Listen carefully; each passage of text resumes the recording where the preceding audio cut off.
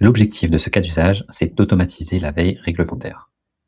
Donc ici, effectivement, je ne parlerai pas de veille concurrentielle ou de veille pour la partie contenu, car ce sont souvent des process voilà, qui sont plus personnels,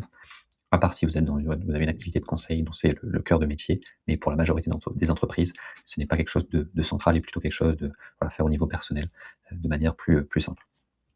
Donc, pour la partie réglementaire, l'enjeu, c'est pas seulement d'automatiser la collecte des informations, mais c'est d'aller jusque, alors pas tout à fait le bout de la chaîne, mais d'aller l'étape plus loin, qui est donc ensuite de, en fonction des actualités, des nouvelles réglementations collectées, voir quel impact ça a sur les processus. Parce que très souvent, c'est cette partie-là qui est importante et chronophage, et surtout, c'est cette partie-là qui est contrôlée lors des audits. Donc ça se passe, comme vous le voyez aussi ici, comme souvent, en 3 parties. La première étape, ça va être de, voilà, formaliser quelles sont les sources qu'on souhaite suivre régulièrement, ainsi que les thématiques. On a toujours, voilà, des sources dont on sait la pertinence, qu'on souhaite suivre régulièrement, mais il y a aussi des informations sur, voilà, des thématiques qui peuvent venir d'autres sources qu'on n'a pas forcément identifiées, voilà, comme intéressantes, et donc c'est intéressant d'avoir, voilà, ces deux dynamiques-là, des sources identifiées et des thématiques, et ensuite de faire un regroupement pour, voilà, pas avoir de doublons dans la collecte.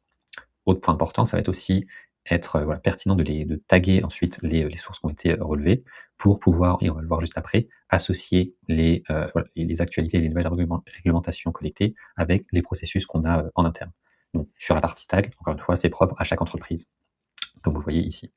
Le second, ça va donc être de, effectivement, il y a un autre travail préalable qui va être donc de taguer vos, processus. Taguer par thématique pour ensuite, voilà, pouvoir faciliter, l'association dans le système.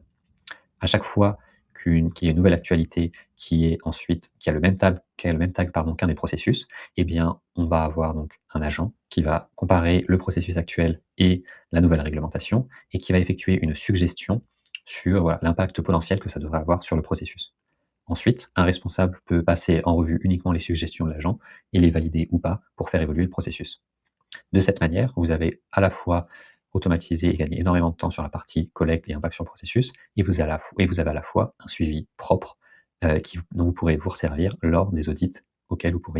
pourriez avoir.